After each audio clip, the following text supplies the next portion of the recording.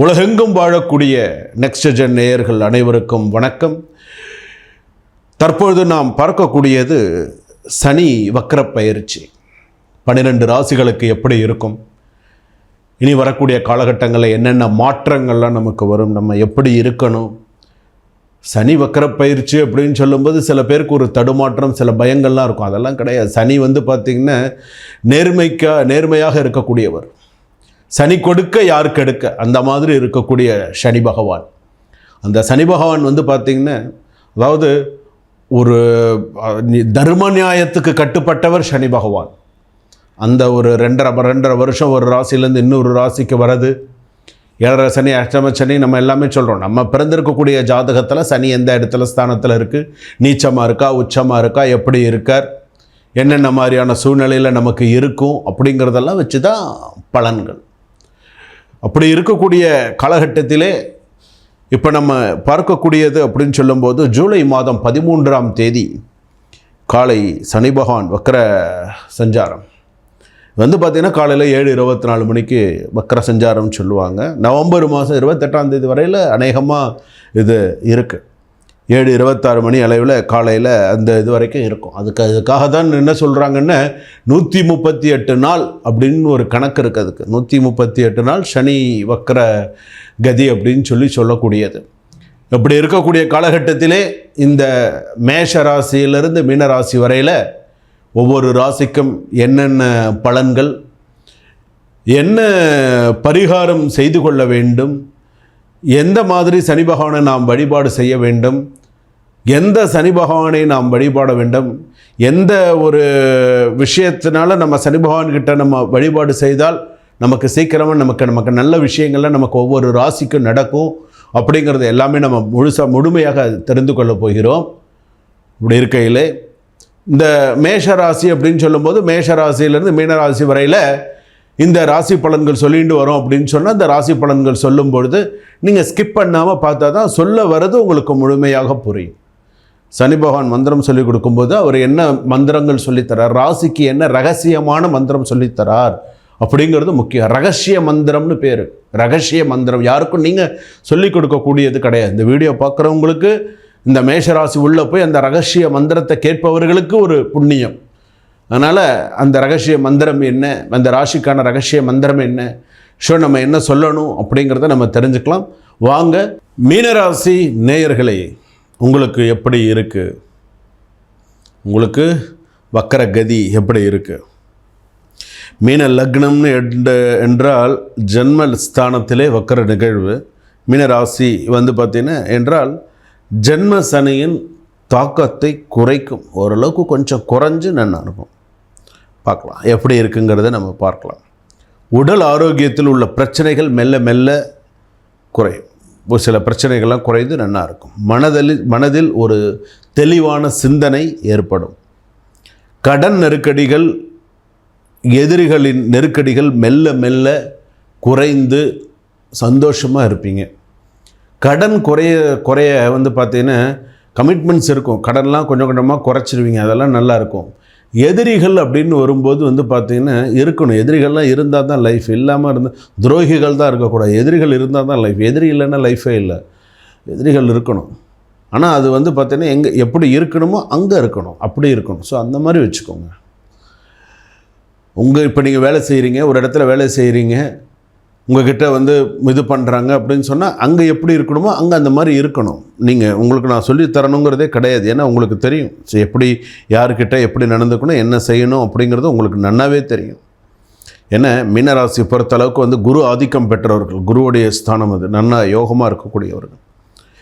மகிழ்ச்சிகரமான சூழ்நிலை, குடும்பத்தில் நல்ல மகிழ்ச்சிகரமான சூழ்நிலைகள், புத்திரபாக்கியம். இந்த 138 நாட்களில் குடும்பத்தில் ஒரு புத்திரபாக்கியம், குழந்தைகள், பெண் குழந்தைகள், இந்த மாதிரிலாம் இருக்கக்கூடிய வாய்ப்புகள் உண்டு. கணவன் மனைவி இடையே இருக்கக்கூடிய கருத்து வேறுபாடுகள்லாம் இல்லாமல் கணவன் மனைவிக்குள்ள ஒரு புரிதல், ஒரு சந்தோஷம், ஒரு ஆளுமை எல்லாமே இருக்கும். நல்ல ஒரு சந்தோஷங்கள்லாம் இருக்கும். எதிர்பாராத லாபங்கள், நிறைய நல்ல விஷயங்கள்லாம் நடக்கும். நட்பு வட்டாரங்கள் எதிர்பாராத நிறைய நன்மைகள் செய்யக்கூடியதாக இருக்கும். உத்தியோகம் கடுமையாக இருக்கும். வேலையில் ஸ்ட்ரெஸ்ஸு, வேலையில் நிம்மதியாக இருக்காது. அது நீங்கள் ஐடியில் வேலை பார்த்தாலும் சரி, நீங்கள் நார்மலாக ஒரு கம்பெனியில் வேலை பார்த்தாலும் சரி, அல்லது நீங்கள் ஒரு தனியார் துறையில் வேலை பார்த்தாலும் சரி, கவர்மெண்ட் அஃபிஷியலில் இருந்தாலும் சரி, ஸ்ட்ரெஸ்ஸுன்னு வேலை பார்த்துக்கிட்டு ஒரு இன்னொருத்த வேலையை உங்கள் தலையில் கட்டிட்டு போயிடுவான். நான் இந்த வாரம் வெளில போகிறேன், நீ பார்த்துக்கோ, அடுத்த வாரம் நீ பார்த்துக்கோ, இப்படின்னு 3 மணி நேரம் 4 மணி நேரம் இதை பார்த்துக்கோ, அதை பார்த்துக்கோ, அதை செய்யன்னு எதையாவது ஒன்றத்தை கட்டி விட்டுட்டு போயிடுவானுங்க. ஸோ கவனமாக இருங்க. அடுத்ததாக பார்த்திங்கன்னா, கைக்கு மீறிய விரய செலவுகள் ஏற்படும். கைக்கு மீறின செலவுகள் ஏற்படும். வரவுக்கு மிஞ்சிய செலவு. சான் ஏறின முழம் சறுக்கும். 10 ரூபா சம்பாதிச்சா அந்த சம்பாத்தியத்துக்கு ஏற்ற செலவுகள் சரியாக இருக்கும்.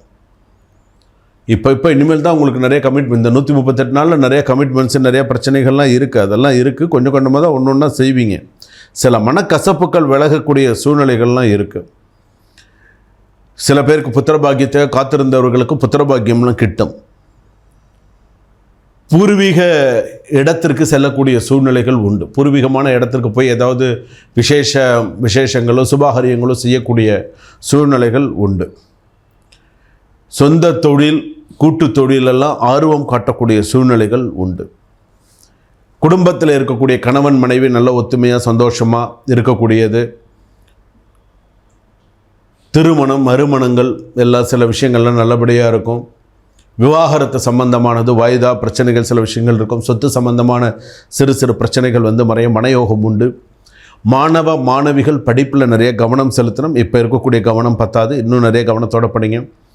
மீனராசி அப்படின்னு சொல்லும்போது உத்திரட்டாதி நட்சத்திரம் மீனராசி இருக்குது, ரேவதி நட்சத்திரம் மீனராசி இருக்குது, புரட்டாதி நட்சத்திரம் மீனராசி இருக்குது. புரட்டாதி நட்சத்திரம் மீனராசி கொஞ்சம் எச்சரிக்கையாக இருங்க. உத்திரட்டாதி கொஞ்சம் சக்ஸஸ் பண்ணிகிட்டே போயிடுவீங்க, ஒன்றும் பிரச்சனை இல்லை.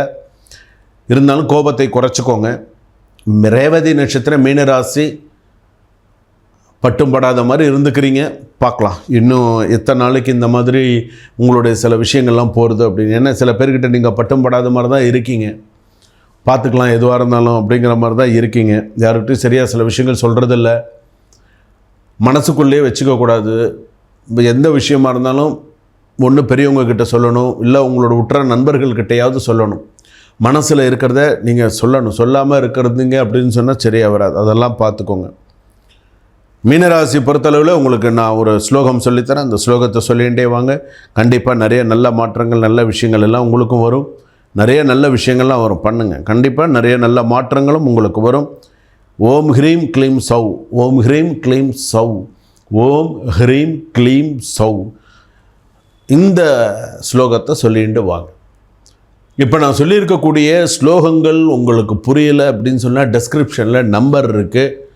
சார் நான் ராஜ்குமார் சிவாச்சாரியார்கிட்ட பேசணும், எனக்கு கொஞ்சம் நம்பர், எனக்கு அப்பாயின்மெண்ட் கொஞ்சம் ஃபிக்ஸ் பண்ணி கொடுங்க, ஒரு வீடியோ கால் பண்ணி பேசணும், இல்லைன்னா நான் ஒரு நார்மல் கால் பண்ணி நான் பேசுகிறேன், எனக்கு ஒரு அப்பாயின்மெண்ட் ஃபிக்ஸ் பண்ணி கொடுங்கன்னு சொன்னீங்கன்னா என்கிட்ட அவங்க அப்பாயின்மெண்ட் ஃபிக்ஸ் பண்ணி கொடுப்பாங்க. ஸோ நீங்கள் என்கிட்ட நீங்கள் நேரடியாகவோ வீடியோ கால் மூலமாகவோ நீங்கள் என்கிட்ட பேசலாம். உங்களுடைய சந்தேகத்தை நீங்கள் கேட்டு நிவர்த்தி பண்ணிக்கலாம்.